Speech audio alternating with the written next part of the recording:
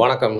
இன்றைக்கும் வந்து பார்த்தீங்கன்னா தி கிரேட் லெஜண்ட் பாரதி ராஜா அவர்கள பத்தி ஒரு காணொளி நம்ம சேனல்ல பண்ணணும் அப்படின்னு சொல்லிட்டு எனக்கு ஆசை. நேத்தி ஏற்கனவே பேசின ஒரு துணுக்க வெட்டி போட்டிருந்தோம். ஏன்னா, அந்த நாள்ல அவர கௌரவப்படுத்துறதுக்காக ஏதாவது போடணும்னு சொல்லிட்டு, இன்னைக்கு மனசார என்னோட பங்குக்கு ஒரு காணொளி செய்யணும் அப்படிங்கிறது இன்னைக்கு நான் என்ன செய்யலாம் முடிவு பண்ணியிருக்கேன்னா, ஒரு 10 படங்கள், நிறைய படங்கள அவர் இயக்கியிருந்தாலும் பார்த்தீங்கன்னா, பாரதி ராஜா அவர்கள் இயக்கிய 10 படங்கள்ல சிறந்த படங்கள், இத கண்டிப்பா பார்த்தே ஆகணும். ஏன்னா, இன்னைக்கு நிறைய பேர் என்னால பார்க்க முடியுது. இவர் ஒரு கிரேட் லெஜண்ட்ன்னு சொல்றாங்க. நான் இவர தனுஷ் கூட நடிச்சு பார்த்துருக்கேன். இந்த படத்தில் பார்த்துருக்கேன், அந்த படத்தில் பார்த்துருக்கேன். பட் இவர் பெரிய டேரக்டர்னே தெரியாதுன்னு நிஜமா அது சொல்கிறாங்க. ஏன்னா, ஒரு ஜென்ரேஷன் கேப்புன்றப்போ பார்த்தீங்கன்னா, இன்றைக்கி இருக்கிற ஜென்சி மக்களுக்கு மட்டும் இல்லாமல் இன்னும் நிறைய இளைய தலைமுறைக்கு இவருடைய படங்கள் தெரியாமல் இருக்குது. அதனால் இவர் ஒரு கிரேட் கிரியேட்டர். அவர் ஏன் கிரேட் கிரியேட்டர், ஸ்டூடியோவில் சினிமா வெளில கொண்டு வந்தார், மண் வாசனை படத்தில் காட்டினவர், தமிழுக்குண்டான அந்த தமிழ் மக்களோட வாழ்வியல் அப்படியே காட்டினார். இது எல்லாருமே நேத்தி ஒரு புகழ் மாலையாக சூட்டியிருப்பாங்க, நீங்கள் பார்த்துருப்பீங்க. பட் அவர் படங்கள் தான் அவர் இல்லாத போகும் பேச போகுது அப்படிங்கிறதுனால அதில் எனக்கு பிடிச்ச 10 படங்கள், அதில் வழக்கமாக இந்த 10லேருந்து நம்பர் 1 பார்த்தீங்கன்னா வகைப்படுத்தி வச்சுருக்கேன். என்னோடய ரசனை இல்லை. ஸோ அதான் இன்றைக்கி நான் சொல்ல போகிறேன். ஸோ 10வது இடத்துல இருக்கிறது பொம்மலாட்டம்.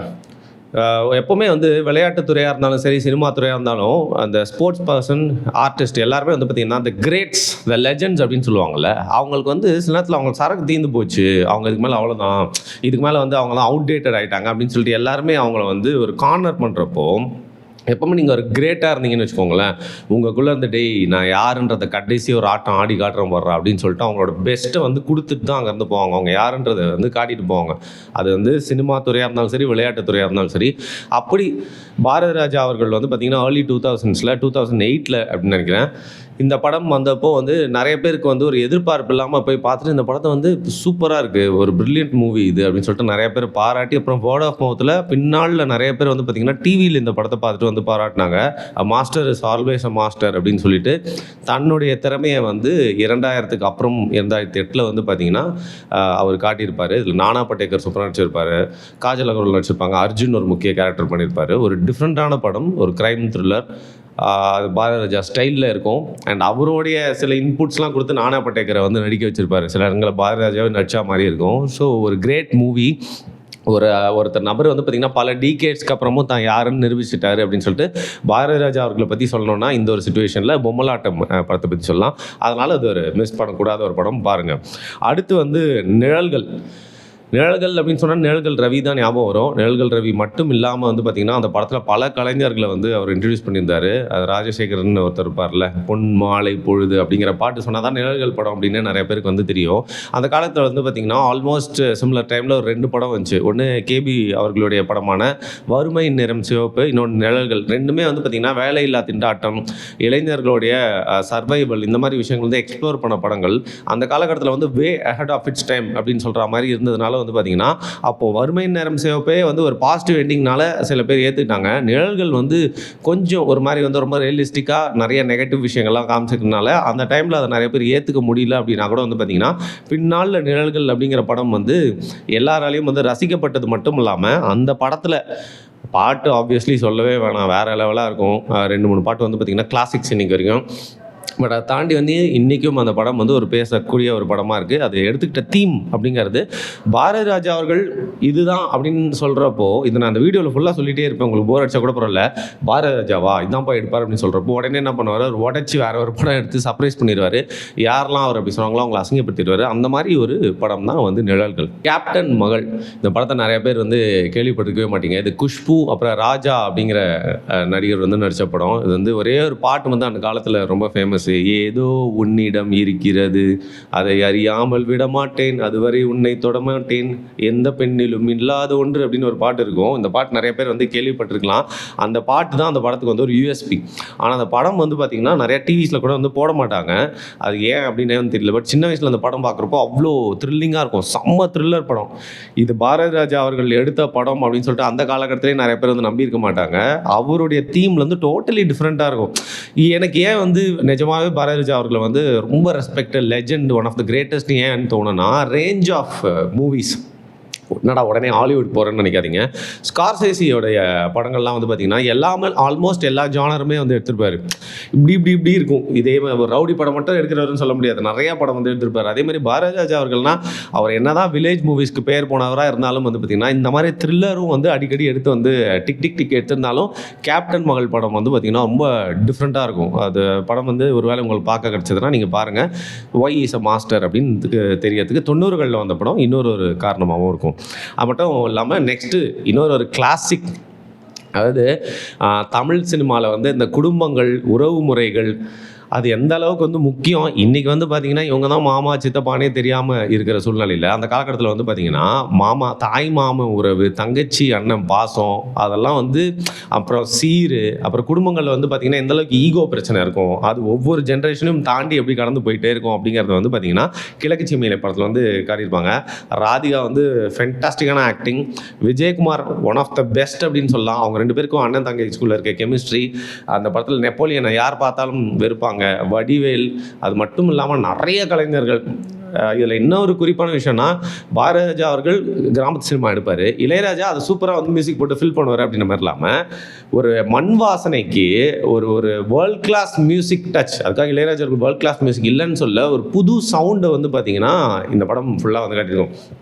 குறிப்பாக சொல்லுவாங்க, நீ இளையராஜா கூட ஒர்க் பண்ணிட்ட, ஒரு ரூரல் படம் எடுக்க போகிறேன்னு சொல்கிற, எப்படிப்பா இந்த ஏஆர் ரஹ்மான்ற பையன் வந்து செட் ஆவான அந்த காலகட்டத்தில் கேட்டப்போ வந்து பார்த்திங்கன்னா இப்போ ஏஆர் ரஹ்மான் வந்து போட்ட பாட்டு தான் வந்து மானுத்து சந்தையில் அப்படிங்கிற பாட்டை போட்டு காட்டியிருக்காரு. அதில் ஸ்டார்டிங்கே நாதஸ்வரத்தில் ஆரம்பிக்கும். இவரே ஐயா சிட்டி மியூசிக் டைரக்டர்னு சொன்னோம் அப்படின்னு சொல்லிட்டு எப்படி பாரதிராஜா நிறைய பேரை வந்து பார்த்திங்கன்னா சர்ப்ரைஸ் பண்ணாரோ, அதே மாதிரி ஏஆர் ரஹ்மானும் சர்ப்ரைஸ் பண்ணி இந்த படத்தில் பிஜிஎம் பாட்டு எல்லாமே இட்டு இன்னைக்கு வரைக்கும் பார்த்திங்கன்னா காது குத்துனா வந்து நம்ம சவுத்தில் வந்து இந்த பாட்டை வந்து போடாமல் இருக்க மாட்டாங்க. எல்லாருமே வந்து பார்க்க வேண்டிய ஒரு படம். ஒரு தமிழ் குடும்பம், கூட்டம், கலாச்சாரம், சமூகம் எப்படி இருக்கும் அப்படிங்கிறதுக்கு ஒரு சின்ன கிளிம்ஸ் வந்து கிழக்கு சீமையில். Never miss it. கருத்தம்மா எப்போவுமே நம்ம ஊரை எப்போவுமே நம்ம க்ளோரிஃபை பண்ண தான் வந்து காட்ட தோணும். ஆனால் நம்ம ஊர்லேயும் சில மிஸ்டேக்ஸ்லாம் நடந்திருக்கும். சில பேருடைய ஒரு தப்பான முடிவுனால, நம்பிக்கையினால சில மிஸ்டேக்ஸ்லாம் நடந்திருக்கும். ஒரு கிரியேட்டர்னால் கண்டிப்பாக கருத்து சொல்லணுமா, மெசேஜ் இருக்கணுமா அப்படிங்கிறத வந்து திணிக்காமல் அந்த படத்தையே வந்து பார்த்திங்கன்னா ஒரு மெசேஜ் சொல்லக்கூடிய ஒரு தீமாக நிறைய பேர் பேச பயப்படுற ஒரு விஷயத்தை வந்து பார்த்திங்கன்னா அந்த கருத்தம்மா அப்படிங்கிற படத்தில் பேசியிருப்பார். ஃபீமேல் இன்ஃபான்டிசைட், பெண் குழந்தை பிறந்துருச்சு அப்படின்னாலே வந்து பார்த்திங்கன்னா ஐயோ அது ஒரு பெரிய பாரம்னு சொல்லிட்டு வந்து கொன்றுவாங்க. எருக்கம்பால் கொடுத்து இது மாதிரி நிறையா வழிகளில். இது வந்து அந்த காலகட்டத்தில் ரொம்ப ஆல்மோஸ்ட் லேட் 90s வரைக்கும் இருந்த ஒரு பழக்கம். அது தன் ஊரோட ஒரு பேக்ரவுண்ட்லேயே நடக்கிற மாதிரி, ஏன்னா அந்த சைடு அது நிறையா நடந்துச்சுன்றதுனால அது வந்து பார்த்திங்கன்னா ரொம்ப அழகாக காட்டினது மட்டும் இல்லாமல் பெண் குழந்தைகளோட முக்கியத்துவம் அண்ட் இந்த சிசு கொலையை வந்து எவ்வளோ தவறு அப்படிங்கிறத அந்த காலகட்டத்தில் வந்து பார்த்திங்கன்னா சூப்பராக அச்சு பிசராமல் வந்து காட்டியிருப்பார். அதில் அந்த குழந்தைய கொல்ற சீன்லாம் வந்து அவர் எடுத்த விதம், ஒரு நெஞ்சு பதவதைக்கிற ஒரு விஷயத்தையும் வந்து பார்த்திங்கன்னா வந்து ஒரு சினிமா மொழியில் சூப்பராக நம்மளுக்கு வந்து காட்டியிருப்பார். அது எக்ஸ்ப்ளோர் பண்ண தீம் அப்படிங்கிறது ரொம்ப முக்கியமான விஷயம். ஒரு பெண் குழந்தையோட முக்கியத்துவம் வந்து இன்றைக்கி நிறையா பேருக்கு வந்து புரியுது. அந்த காலகட்டத்தில் வந்து கண்மூடித்தனமாக புரியாமல் இருந்தப்போ இப்பேற்பட்ட ஒரு படைப்பு அப்படிங்கிறது ஒரு பெரிய புரட்சிகரமான படைப்பு. வேதம் புதிது நேஷ்னல் அவார்டு வாங்கின படம் அப்படின்னு நினைக்கிறேன். இந்த படத்தை வந்து பற்றி நான் சொல்கிறதுக்கு எதுவுமே இல்லை. ஒரே ஒரு சீன் யூடியூப்பில் போயிட்டு பாருங்கள். வேதம் புதிது ஆல் காஸ்ட்ஸ் ஃபைட் அப்படின்னு சொல்லி சத்யராஜ் வச்சிருப்பாரு. இன்ஃபேக்ட் சத்யராஜ் அவர்கள் வந்து நேட்டிவ் கேரக்டர் பண்ணியிருந்தப்போ வந்து இன்னொரு படத்தில் வந்து பார்த்திங்கன்னா அவர் ஹீரோவாக இன்ட்ரடியூஸ் பண்ணதும் வந்து பாரதிராஜா சார் தான். அது வேற ஒன்று விஷயம். அது வந்து பார்த்திங்கன்னா எனக்கு பிடிச்ச படமாக இருந்தாலும் இந்த லிஸ்ட்டில் வந்து அது வரல. பட் சத்யராஜ் அவர்கள் ஹீரோவாக பண்ணியிருப்பார். இந்த படத்தில் ஓட கிரேட்னஸ் வந்து ஒரே சீனில் புரியணும்னா வந்து பார்த்திங்கன்னா காஸ்ட் ஃபைட் வேதம் புதிது அப்படின்னு போடுங்க. அதாவது ஒரு கிராமத்துக்குள்ளே எல்லாருமே ஒரே அண்ணன் தம்பியாக பழகிட்டு இருப்பாங்க. அங்கே சாதி அப்படிங்கிற பிரிவு வந்துட்டா, அந்த அடையாளம் அப்படிங்கிறது பிரிவாக மாறிட்டா எப்படி ஒரே செகண்டில் எல்லாருமே மாற்றி மாற்றி குறை சொல்லிட்டு எல்லாருக்குள்ளே இருக்கிற அந்த சாதிய வன்மம் எப்படி வெளில வருது, அது அவங்க எல்லாருமே ஒரு செகண்டில் எப்படி பிரிச்சிருது அப்படிங்கிற வந்து காமிச்சிருப்பாரு. இன்னைக்கு வரைக்கும் அப்பேற்பட்ட ஒரு சீன் எடுக்கிறதுக்கு ஒரு பெரிய தைரியம் வேணும். எப்படி அந்த காலகட்டத்தில் யாருமே வந்து அந்த இருக்கிற ஒரு சமூகம் கோச்சிட்டு வந்து ஒரு போராட்டம் பண்ணியிருந்தா கூட வந்து பார்த்திங்கன்னா அந்த படம் வந்து நிற்கிறதுக்கான வாய்ப்பு வந்திருக்கும். பட் அதை வந்து அந்த ஒரு சீன் ஒரு பானை சொத்துக்கு ஒரு சோறு பதம் பண்ணுற மாதிரி வந்து பார்த்திங்கன்னா அந்த சீன் வந்து அவ்வளோ ப்ரில்லியண்ட்டாக இருக்க. ஏன் நேஷனல் அவார்டு கிடச்சிது அப்படிங்கிறது உங்களுக்கு பார்த்தாலே புரியும். வேதம் புரியுது எல்லா கிரியேட்டருமே ஒரு மாஸ் மூவி வச்சுருப்பாங்க, ஒரு அவார்ட் மூவி எடுப்பாங்கள்ல. அந்த மாதிரி நம்மால் வந்து பார்த்திங்கன்னா அசால்ட்டாக அவார்டு அடிக்க ஆரம்பித்த ஒரு மூவி வந்து வேதம் புரியுதுன்னு சொல்லலாம். இன்றைக்கி வரைக்கும் தமிழ் சினிமாவில் ஒரு மைல்கல் படம் வேதம் புரியுது. நீங்கள் மிஸ் பண்ணாமல் பார்க்க வேண்டிய படம். ஃபஸ்ட்டு பாரதிராஜா அவர்களை வந்து பார்த்திங்கன்னா கிழக்கே புகழும் ரயில், புதிய வார்ப்புகள், 16 வயது நிலை, அவர் அவனா வந்து மதுரை பக்கம் தேனி பக்கம் போயிடுவார்ப்பான்னு சொல்லிட்டு ஃபஸ்ட் டைம் அவரை வந்து முத்திரை குத்துறாங்க. சும்மா வந்து மண் சார்ந்த கதைகள்லாம் எடுப்பார் இவர்கிட்ட அது மாதிரி தான் எதிர்பார்க்கலாம். குறையா சொல்லல. அவர்னா அதுதான் அப்படின்னு சொல்லிட்டு அவரே ஒரு பெட்டிக்குள்ள பூட்டி வைக்க பார்த்தப்போ வந்து பார்த்தீங்கன்னா, அதில 2 விஷயம். ஒண்ணு அவரு தன்னோட அடையாளத்த உடைச்சிட்டு வர்றது மட்டும் இல்லாம, சப்பானியா காட்டின தன்னுடைய ஹீரோவ வந்து பார்த்தீங்கன்னா, இன்னைக்கு வரைக்கும் தமிழ் சினிமால அவ்வளோ ஸ்டைலிஷா வந்து ஒரு ஒரு மெயின் கேரக்டர காட்டியிருப்பாங்களான்னு தெரியவே தெரியாது. ஏன்னா நீங்க ஸ்டைலிஷா ஒரு மெயின் கேரக்டர காட்டலாம். ஃபார் எக்ஸாம்பிள் ரஜினி அவர்கள் நடந்து வந்தாலே ஸ்டைல் தான். பட் இவர பார்க்கறதுக்கு அந்த கிளாஸியான ட்ரெஸ் செட் ஆகுது. இவருக்கு அந்த நபருக்கும் அந்த கேரக்டருக்கும் செம்மையா வந்து கனெக்ட் ஆகுது. போட்டிருக்க காஸ்டியூம்ஸ் வந்து அந்த கேரக்டரோட கனெக்ட் ஆகுது. அத பார்த்தாலே வந்து பார்த்தீங்கன்னா, ஒரு நெகட்டிவ் கேரக்டரா இருந்தாலும் ஸ்டைலிஷான ஒரு அட்டையர பார்த்து நம்ம வந்து மெய் மறந்து போறதுன்னு இருக்கும்ல. அந்த மாதிரி வந்து பார்த்தீங்கன்னா, இந்த படத்துல சிகப்பு ரோஜாக்கள் படத்துல வந்து கமலஹாசன் அவர்களுடைய one of the finest looks அப்படின்னு சொல்லலாம். அந்த லேட் 70s லுக்ஸ். அவ்வளோ அர்பனா இருக்கும் அந்த மூவி. அவ்வளோ மாடர்னாக இருக்கும். அந்த கட்சி மன்மதனுடைய தாத்தா தான் அந்த படம் பேசிக்கலி. நம்ம அமெரிக்கன் சைக்கோவுடைய மூதாதையர் அப்படின்னு கூட வந்து சொல்லலாம். அந்த படத்தை அந்த காலகட்டத்திலே எடுக்கிறதுக்கு எவ்வளோ தைரியம் வேணும். அதில் காட்டப்பட்ட சில சீன்ஸ்லாம் வந்து பார்த்திங்கன்னா ரொம்ப ரொம்ப அப்படி ஃபார்வர்ட் திங்கிங் சொல்ல மாட்டேன். ஒரு கொஞ்சம் மைசோஜெனிஸ்டாக இருந்தாலும் சைக்கோத்தனமாக இருந்தாலும் அந்த காலகட்டத்தில் அந்த தீமை எக்ஸ்ப்ளோர் பண்ணினா யூஎஸில் ஹாலிவுட்டில் பார்த்திங்கன்னா இந்த மாதிரி நிறைய படம் இருக்குது சைக்கோ படம். நம்ம தமிழில் அப்படி ஒரு படம் அப்படிங்கிறதுக்கு ஒரு அடையாளம்னா இன்றைக்கி வரைக்கும் சிகப்பு ரோஜாக்கள் தான். அந்த ஃபார்மேட் அப்படியே தூசி தட்டி இன்றைக்கி ஏற்ற மாதிரி மாற்றி வந்து எடுக்கலாம். ஏன்னா அப்படி தான் வந்து பார்த்திங்கன்னா ஒரு 15 வருஷத்துக்கு 20 வருஷத்துக்கு முன்னாடி வந்து சிம்பு மன்மதன் எடுத்தார். அதை ஃபர்ஸ்ட் டைம் வந்து ஒரு பெரிய அட்டம் பண்ணி சக்ஸஸ்ஃபுல்லாகவும் ஆக்குனது. பாடுறா நான் கிராமத்து டேரக்டர்லாம் இல்லை, இவ்வளோ மாடர்னாக உங்களால் ஒரு படத்தை எடுத்துட முடியுமான்னு சொல்லிட்டு அன்றைக்கி மாடர்ன் டேரக்டர்ஸாக தங்களே நினச்சிட்டு இருந்தவங்களுக்கு மூக்கு மேலே விரல் வைக்கிற மாதிரி வந்து அந்த காலகட்டத்தில் வந்து ரொம்ப ஷாக்கிங்காகவும் பேசப்பட்டு ஹிட் அடித்த படம் தான் சிகப்பு ரோஜாக்கள். அண்ட் கமல் அண்ட் ஸ்ரீதேவியோட பேர் மட்டும் இல்லாமல் ஆப்வியஸ்லி இளையராஜா அவர்களுடைய பாட்டு எல்லாமே வந்து செம்மையாக இருக்கும். கிரேட் மூவி, கல்ட் மூவி தமிழில். அதில் அவருடைய அந்த தொப்பி கண்ணாடி கேட்டப் வந்து இன்னைக்கு வரைக்கும் பேசப்படும். இது எல்லாமே செலக்ட் பண்ணி அதை டெய்லர் மேடாக அந்த படத்துக்காக பண்ணது வந்து பார்த்திங்கன்னா பாரதி ராஜா அவர்கள் தான். அலைகள் ஓய்வதில்லை. ஸோ அந்த மெசேஜ்ன்னு சொன்னல, இன்றைக்கே வந்து எதை வேணால் தாண்டி கல்யாணம் பண்ணிப்போம், சாதி மாற்றி கல்யாணம் பண்ணிக்க மாட்டோம், மதம் மாற்றி கல்யாணம் பண்ணால் ஊரே 2 பட்டுரும். கிளாஸ் அப்படிங்கிறது இன்றைக்கி ஒரு பெரிய பிரச்சனையாக இருக்கப்போ கிளாஸு மதம் சாதி எல்லாத்தையும் வந்து பார்த்திங்கன்னா வந்து தாண்டி உள்ளது வந்து காதல் அப்படிங்கிறத வந்து பார்த்திங்கன்னா கார்த்திக் அந்த காலகட்டத்தில் முத்துராமனுடைய பையன் இன்ட்ரடியூஸ் பண்ணி வந்து பார்த்திங்கன்னா ராதா அப்படிங்கிற இன்னொருத்தவங்களும் இன்ட்ரடியூஸ் பண்ணி இந்த 2 படத்துலையுமே வந்து அந்த இளைஞர்கள் மத்தியில் இருக்கிற அந்த காதலை வந்து பார்த்திங்கன்னா சூப்பராக வந்து காட்டியிருப்பார். அது மட்டும் இல்லாமல் வேற்று மதத்துலேருந்து வேறு ஜாதியிலேருந்து கல்யாணம் பண்ணுறப்போ ஏற்படுற பிரச்சனை அதையும் தாண்டி கல்யாணம் பண்ணலாம் அப்படின்ற அந்த காலகட்டத்திலே வந்து சமூகங்களை வந்து பார்த்திங்கன்னா சிந்திக்க வைக்கிற மாதிரியான ஒரு படமாக இருக்கும். இந்த படத்தில் நிறைய டிஃப்ரெண்ட்டான ஒரு சீன்ஸ்லாம் இருக்கும். பாரதி ராஜாவோட டச் இருக்கும். ஏஞ்சல்ஸ் ஓடி வர்றது, அப்புறம் ஹீரோயின் வந்து ஸ்லோவாக ஓடி வந்துட்டே பாடுறதுன்ற மாதிரி நிறையா அவரோட ட்ரேட்மார்க் ஷாட்ஸ் இந்த படத்தில் இருந்தாலும் வந்து நிஜமாவே அந்த காலகட்டத்தில் வந்து ஒரு பெரிய பேசப்பட்ட ஒரு படம். கார்த்திக் நவரசநாயகன் கார்த்திக் அவர்களை வந்து இன்ட்ரடியூஸ் பண்ண ஒரு படம். ரொம்ப சிறப்பாக இருக்கும். சிவாஜி நல்லா நடிப்புங்கிற கலையை பற்றி ரசிக்க தெரிஞ்சவங்களுக்கு ஒரு ரசிகனுக்கு தெரியும் சிவாஜி வந்து எவ்வளோ பெரிய ஒரு ஆக்டர் அப்படின்னு சொல்லிட்டு. ஓவர் ஆக்டிங் அப்படின்னு சொல்லி அவர் வந்து ஒரு சைடில் வந்து ட்ராலாக மாற்றுறதுக்கு மட்டும் இல்லாமல் இன்னும் நிறைய பேர் வந்து பார்த்திங்கன்னா சிவாஜி பில் நல்லா பண்ணியிருப்பார், பட் இதில் வந்து பார்த்திங்கன்னா ஓவராக பண்ணியிருப்பான்ற மாதிரி சிவாஜி அவர் நடிப்பை புரிஞ்சிக்க முடியாதவங்க நிறைய பேர் இருந்திருப்பாங்கல்ல. அப்பேற்பட்ட சிவாஜி அவர்கள் என்ன மாதிரி ரோல்ஸ்லாம் பண்ணியிருப்பார். சும்மா கர்ஜிக்கக்கூடிய ஒரு நடிகர். அது வந்து கர்ணனாக இருக்கட்டும், அப்புறம் ராஜராஜ சோழன், கட்டபொம்மன், அந்த மாதிரி எவ்வளோ ரோல்ஸ் வந்து பண்ணிட்டார் அந்த காலகட்டத்தில். சிவனா நம்ம அவர் பார்த்துருக்கோம். எல்லாமே கம்பீர ஒரு அடையாளமாக பண்ணியிருப்பாரு. சிவாஜி அவர்கள் தான் அந்த கேரக்டர் அப்படின்னு நம்ம நம்ப ஆரம்பிச்சிடும்.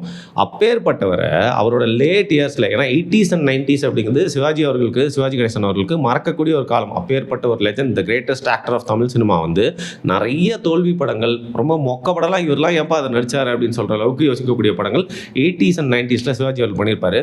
பட் அந்த 80s சிவாஜி அவர்களை கூப்பிட்டு அண்ணன் நான் சொல்கிறத கேட்டு நீங்கள் அப்படி போய் நில்லுங்க நடிங்கன்னு கரெக்டாக சிவாஜி சொல்கிறாராம். ஏன் இதெல்லாம் பண்ண சொல்கிறாரு எனக்கு தெரியல, படம் எப்படி வரப்போதோ அப்படின்னு யோசிச்சுட்டே இருக்கும்போது படம் வந்தோன்னு நீ என்னையா இப்படி வச்சு எடுத்துருக்கேன்னு சொல்லிட்டு அவ்வளோ படங்கள் நடித்து விருதுகளை வாங்கின சிவாஜி கணேசனே வந்து பார்த்திங்கன்னா வந்து வியந்து பாரதி ராஜா அவர்களை பார்க்க வச்ச படம்.